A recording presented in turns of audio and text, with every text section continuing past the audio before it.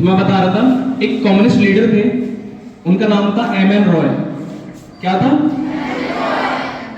तो एम.एन. रॉय ने जब देखा कि जो पूरी व्यवस्था है वो पूरी तरीके से ब्रिटिशर्स के कब्जे में, क्योंकि आपको पता होगा 1857 के रिवोल्ट के बाद सारा कुछ क्राउन के अकॉर्डिंग चल रहा था। और मैंने क्राउन क्या बताया था कि जो इंग्लैंड का क्वीन या किंग कुछ भी हो, जिसके सर पर उनका ताज होगा, मतलब जो अथॉरिटी है जिसके हाथ में होगी, उसी के हिसाब से सब कुछ रन होगा, चाहे उनका अपनी कंट्री हो या फिर कोई भी ऐसा देश जहां पर उनकी व्यवस्था लागू। तो उनका जो हिसाब किताब था वो हमारे भारत के लिए कहीं से भी ठीक नहीं था। उन्हें जब जब लगा कि इंडिया को और अच्छी तरीके से चलाने के लिए अलग अलग कानून लाने पड़े, तो चाहे उनका एक्ट 1935 हो, 1919 का हो, 1909 का हो, 1901 का हो, सारे के सारे एक्ट किसे फेवर करते थे? किसे फेवर करते थे? ब्रिटिशर्स। तो हमारा तो उसमें कुछ था ही नहीं। तो जब हमने अपने आप को फील किया कि हमारी जो जनता है वो अलग तरह की व्यवस्था चाहती है, तो उसका सबसे बेस्ट तरीका था कि हमारा अपना खुद का क्या होना चाहिए? क्या होना चाहिए? संविधान होना चाहिए। तो 1934 को एम.एन. रॉय ने इसके बारे में सबसे पहले अपनी जो बात है इंडियन नेशनल कांग्रेस के सामने रखी, और 1935 में इस बात को मान लिया ऑफिशियली। फिर इंडियन नेशनल कांग्रेस उस समय देश की सबसे बड़ी पार्टी भी थी, तो उन्होंने अपनी जो दबाव है उनका और अपनी रिक्वेस्ट अंग्रेजों के सामने रखी, और 1940 साल के आते अंग्रेजों ने उनकी बात मान ली। बालेश्वर डोमिनियन स्टेटस पर बात हुई, लेकिन उनकी बात मान ली गई। फिर इस व्यवस्था को लागू किया गया कैबिनेट मिशन 1946 को, मतलब मिशन इन द सेंस और कैबिनेट इन द सेंस कि वहां पर इंग्लैंड से कुछ टीम में कुछ मेंबर्स थे, उनको असाइन किया गया कि आप इंडिया जाएंगे और इंडिया की जो वहां पर पॉलिटिकल पार्टीज हैं उनसे बात करेंगे और उन्हें समझाएंगे कि भारत के लिए कॉन्स्टिट्यूशन किस तरीके से बनाना है, क्या प्रोविजंस होने चाहिए या क्या व्यवस्थाएं बनानी है। तो उन्होंने कुछ सजेस्ट किया, उनके सजेशन को माना गया, और 6 दिसंबर 1946 को सबसे पहली मीटिंग हुई और 9 नवंबर 1946 को कॉन्स्टिट्यूएंट असेंबली बना दी। कॉन्स्टिट्यूएंट असेंबली को सबसे पहले जिसने एड्रेस किया था उनका नाम कृपलानी था। अब से पहले भी हमने कृपलानी का नाम सुना था शायद, नया हमने बताया था, याद है किसी को?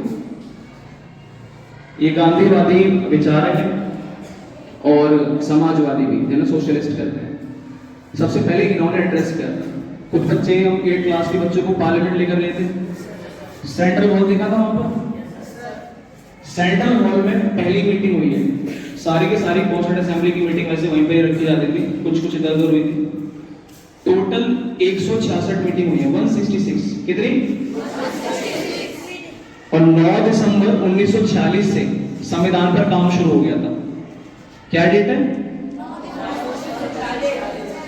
और 26 नवंबर 1949, 26 नवंबर 1949 को हमारा कॉन्स्टिट्यूशन पूरी तरीके से बनके तैयार हो गया था। इसके लिए 389 मेंबर्स को ऑल ओवर इंडिया से चुना गया था। कितने मेंबर थे? 389 पार्टीशन से पहले। लेकिन फिर मुस्लिम लीग को भारत में रहना नहीं था, उन्हें अलग पाकिस्तान चाहिए था। तो जब उन्हें पाकिस्तान दे दिया तो मेंबर भी कम हो जाएंगे, तब हमारे पास मेंबर बचे थे 299। कितने? तो इसी तरह फिर कॉन्स्टिट्यूएंट असेंबली बनी, डॉक्टर राजेंद्र प्रसाद को उसका अध्यक्ष बनाया गया। फिर उन्होंने अपना सारा काम खत्म करके दूसरी कमेटी हो गया, and that was drafting committee. क्या थी वो? Drafting committee. उसमें 6 मेंबर थे और उन्हें जो लीड कर रहे थे उनका क्या नाम था? डॉक्टर भीमराव अम्बेडकर। क्या नाम था? तो 2 साल 11 महीने और 18 दिन संविधान 11 सेशन और 166 मीटिंग के बाद 64 लाख के खर्चे के बाद 1,45,385 शब्द का कॉन्स्टिट्यूशन बनके तैयार। और ये पूरा का पूरा कॉन्स्टिट्यूशन प्रिंट नहीं था, इट वाज हैंड रिटन, हाथ से लिखा गया था। ऐसे लिखने वाले बंदे का नाम पता है आपको? उनका नाम था प्रेम बिहारी रायजादा। क्या नाम था? प्रेम बिहारी रायजादा। पूरा कॉन्स्टिट्यूशन उन्होंने हाथ से लिखा। और उन्होंने नेहरू ने पूछा भी था उनसे कि आप इतना बड़ा कॉन्स्टिट्यूशन लिख रहे हो और इसमें बहुत ज्यादा एफर्ट्स और टाइम लगेंगे, ऐसे नहीं लिया हो गंदी गंदी राइटिंग तुम्हारी तरह लिख दी। उसे कैलीग्राफी में लिखा गया था। कैसे? कैलीग्राफी।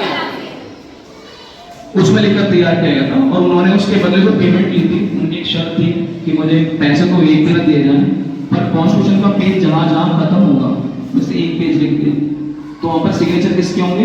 राज बिहारी बोस के, सॉरी प्रेम बिहारी बोस के। किसके? तो जो लिख रहा है वो खुद लास्ट में साइन भी करेगा।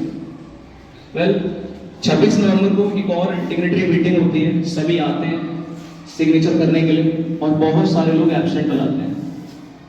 उसका रीजन ये था, आम्बेडकर ने ड्राफ्ट करते वक्त कम से कम 2000 पॉइंट ऐसे थे। कितने पॉइंट? 2000। उन पॉइंट्स को कॉन्स्टिट्यूएंट असेंबली ने जो कॉन्स्टिट्यूशन बनाकर दिया था उसमें से निकाल दिया। उन्हें बहुत सारे पॉइंट्स किसको फेवर करते थे? जमींदारों को, जो लैंडलॉर्ड्स होते हैं, राजा महाराजाओं को, है ना, बड़े बड़े जोरदार होते हैं उनको। तो जो इलीट क्लास थी हमारी, इलीट क्लास जो पैसे वाला वर्ग होता है समाज में, ऐसे लोगों को फेवर करते थे। पर हमने तो संविधान बनाया था। क्या बनाया था? विधान का मतलब होता है कानून और सम का मतलब होता है समान। तो ऐसा विधान जो सबके ऊपर समान रूप से लागू हो उसे संविधान कहा जाता है। तो अमीर और गरीब में फर्क होता है, फर्क होता है ना। तो ये फर्क कैसे खत्म होगा? अगर हम बराबर का कानून बनाएंगे तो उसमें कुछ बातें किसी और को फेवर करेंगी, कुछ बातें किसी और को फेवर करेंगी। तो ये संविधान हो सकता है, इसलिए उन्होंने 2000 पॉइंट्स निकाल दिए। अब क्योंकि वो पॉइंट्स निकाल दिए तो इलीट क्लास ने उस संविधान पर साइन करने से मना कर दिया। तो बहुत सारे जो मेंबर्स उनकी एब्सेंटी थी, तो संविधान को 26 नवंबर को लागू नहीं किया। तो फिर उसे किस डेट पर लेकर गए? 26 जनवरी 1950। वही नवंबर खत्म, दिसंबर, जनवरी लगभग आ गया। तो हमने 26 जनवरी को इसलिए चुना इस दिन को क्योंकि इंडियन नेशनल कांग्रेस ने इस दिन कसम खाई थी। आई थिंक अगर मैं गलत नहीं हूं तो 1928 1930 का दिन रहा होगा, इन्हीं में से कोई सन रहा होगा। तो आज जो पाकिस्तान है वहाँ पर उन्होंने कसम खाई क्या कि जब हम तब तक लड़ेंगे जब तक इस देश को आज़ादी नहीं है। तो बहुत ही प्राइड दिन था, कांग्रेस के लिए बहुत इंपॉर्टेंट दिन था। तो इसीलिए इस दिन संविधान को लागू कर दिया। तो जो डिग्निटीज आए या ना आए, संविधान को 26 जनवरी को हमने अडॉप्ट कर लिया। वेल इसकी इंपॉर्टेंस इतनी ज्यादा है, आपको सोचो कि जब पूछा गया, जैसे मान लो किसी गरीब के लिए पूछा, उस समय ज्यादा कुछ तो था नहीं, जब संविधान को पढ़ा जा रहा था तो उस समय ऑल इंडिया रेडियो हुआ करता था, एआईआर।